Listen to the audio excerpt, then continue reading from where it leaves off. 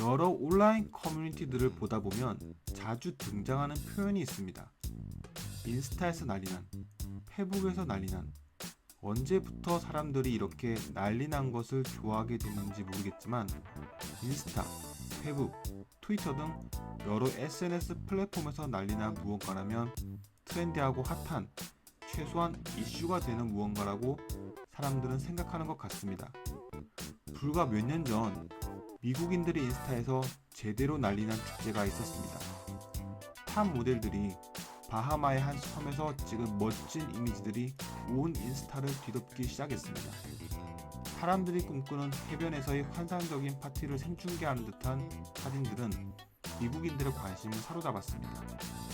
2016년 12월 12일에는 켄달 제너, 벨라 하디드, 에밀리 라타이코프스키 같은 탑 오브 탑 모델들을 포함한 여러 인스타 인플루언서들의 계정에 오렌지색 타일 이미지가 일제히 올라왔습니다.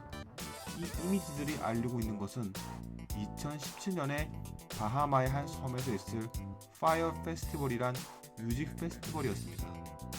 적게는 $500에서 $1000, VIP는 $12,000나 하는 티켓들은 모두 매진되었고, 이 페스티벌은 인스타에서 난리난 정도를 넘어서 점령한 수준이었습니다. 여기까지는 훌륭한 인스타 마케팅의 한 예로 보입니다. 이 축제의 실체를 알려면 그 진행 과정을 들여다봐야 합니다. 이 파이어 페스티벌의 애초의 목적은 아티스트 섭외 플랫폼인 파이어 앱의 프로모션이었습니다. 유명 아티스트를 섭외하는 과정이 번거롭고 정리되어 있지 않았다는 점에 착안한 빌리 맥팔렌니는 아티스트 섭외를 중개하는 플랫폼인 파이어 앱을 기획했고, 그러던 중 유명인들이 실제 참여하는 음악 페스티벌을 열면 어떠겠냐는 아이디어에 꽂힙니다. 세계 최대의 마약 카르텔 보스였던 파블로 에스코바르가 25년 전 소유했다는 바하마의 한 섬에서 유명 뮤지션들의 공연과 럭셔리한 빌라와 셰프의 식사를 즐기며 인스타 유명인들과 함께 즐기는 페스티벌. 그 기획은 정말 환상적이었습니다. 그 환상이 현실에서 구현 가능한지는 다른 문제였죠. 일단 파블로 에스코바르가 소유했었다고 광고한 노먼스케이는 파블로 에스코바르의 소유였는지도 불확실합니다. 그의 카르텔의 한 일원이 소유했었다는 말이 있는데요. 게다가 이 섬의 주인은 이 섬이 파블로 에스코바르의 소유였다는 내용으로 광고되길 원하지 않았습니다. 그럼에도 불구하고 소셜미디어에 한때 파블로 에스코바르의 소유였던 노먼스케이 섬에서 열리는 페스티벌이라고 홍보되자 섬의 주인은 임대 계약을 철회했습니다. 그래서 급히 다른 장소를 찾게 되죠. 그 근처에 그레이트 엑수마란 섬으로 장소를 바꾸게 되는데, 이곳은 프라이빗 아일랜드도 아니고 무인도도 아니었습니다. 7천여 명의 주민이 사는 큰 섬이었죠. 하지만 무인도인 것처럼 보이게 하려고 페스티벌 장소로 예정됐던 지역을 이미지 편집으로 무인도인 것처럼 보이게 만듭니다. 이것도 역시 광고 내용과 다른 거였죠. 광고 영상을 촬영하고 페스티벌을 준비하는 동안 섬 일대 비행을 위해 고용된 파일럿은 불과 6개월 전에 비행기를 구매했고 면허는 막 땄다고 합니다. 파일럿 면허는 독학했다는군요. 마이크로소프트 플라이트 시뮬레이터예요. 독학 파일럿으로 들어온 이 사람은 어느새 파이어 페스티벌의 인프라 담당이 되어 있었습니다. 갑자기 행사지의 화장실 문제를 파일럿이 담당하게 됐죠. 규모 있는 음악 페스티벌 개최는 LA, 보스턴, 마이애미 비치 같은 곳에서도 쉬운 일이 아닙니다. 최소 12개월 전부터 체계적인 준비에 들어가야 합니다. 그러나 이런 일을 인터넷도 제대로 되지 않은 바하마의 한 섬에서 개최한다는 건 굉장한 무리수였습니다. 뮤지션 섭외도 사실 전문적인 영역입니다. 이를 담당한 사람은 아티스트 섭외 경험이라고는 없는 한 22살 직원이었습니다. 이 직원이 메이저 레이저, 디스클로저 같은 세계적인 뮤지션 섭외를 맡았고, 그 결과 너무 비싼 개런티를 약속하거나 제대로 섭외가 되지도 않았습니다. 페스티벌의 광고에선 셰프의 식사와 럭셔리 빌라를 약속했습니다. 그러나 실제로는 재난 대피용 난민 텐트가 제공됐습니다. 섬에 도착한 참가자들이 슈플버스를 타고 행사장에 도달하자 끝도 없이 펼쳐진 동형 난민 텐트들을 보고 소리칩니다. 차를 당장 돌리라고.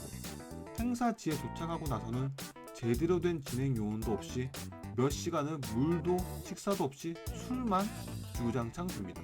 그러다가 식사라고 나온 건 치즈 샌드위치였습니다. 팔로우가 400명 남짓되는 트위터 계정에 이 치즈 샌드위치가 올라왔는데 이 트윗이 순식간에 리트윗되면서 이 축제는 사실상 끝장났습니다. 코미디 같았던 페스티벌 현장이 밤이 되자 호러 영화로 변했습니다.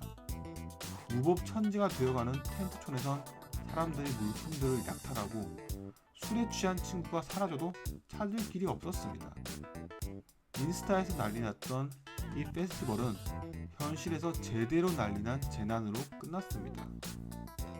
애초에 앱 개발과 음악 페스티벌 개최는 전혀 다른 영역입니다. 이런 일을 아마추어들의 체계적이지 않은 주먹구구식 운영으로 마케팅에만 의존해서 밀어붙인 건 무리였습니다. 앱 개발을 하던 개발자, 디자이너 직원들도 전혀 다른 업무인 페스티벌에 휘말려 엉뚱한 일을 하게 됐고 그간의 임금을 받지 못한 건 물론이며 심지어는 행사 대금을 직원 개인 카드로 결제해 10만 달러가 넘는 빚더미에 오른 직원들이 한두 명이 아니었습니다. 그레이트 엑스마 섬에서 공사에 동원된 현지 주민들도 임금을 전혀 받지 못했습니다. 이 행사에 좀 더 적극적으로 참여했던 현지 주민의 경우는 임금을 받지 못한 이웃들의 원성을 사게 됩니다. 심지어 섬을 떠난 사람도 있습니다.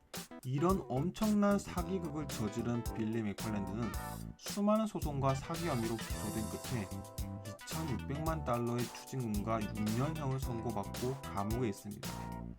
그는 지금 감옥에서 이 파이어 페스티벌에 대한 책을 쓰고 있다는 기사도입니다. 이 폭망의 대명사가 된 파이어 페스티벌의 후일담을 들어보면 사실 이 파이어 페스티벌은 2번 열렸다고 합니다. 두 번째는 재난으로 끝난 그레이트 엑스마 섬에서의 페스티벌이고 첫 번째는 파이어 페스티벌 광고 촬영 때였다고 합니다. 탑 모델들이 바닷가에서 종일 사진과 영상을 찍으며 파티를 벌이는데 이 파티야말로 사람들이 꿈꾸던 그 파이어 페스티벌이 아니었을까요? 단지 몇천 명이 아닌 60여 명이 있었다는 것만 다를 뿐이죠. 그들이 페스티벌 준비 중에 나눈 한 대화를 들어보면 이런 화려한 SNS 마케팅 뒤에 숨어 있을 수 있는 허상들에 대한 선고안이 생길지도 모릅니다. 우린 유저들에게 몽상을 파는 거야. 미국의 보통 사람들에게 말이야. 이 스펙타클한 파이어 페스티벌의 폭망 스토리는 무려 2편의 다큐멘터리로 만들어졌습니다. 유명 스트리밍 서비스인 넷플릭스와 훌루에서 각각 제작됐습니다. 관심 있는 분은 찾아보실 수 있을 것 같습니다. 오늘도 영상 봐주셔서 감사합니다. 재밌게 보셨다면 구독과 좋아요 부탁드립니다. 다큐리어스였습니다.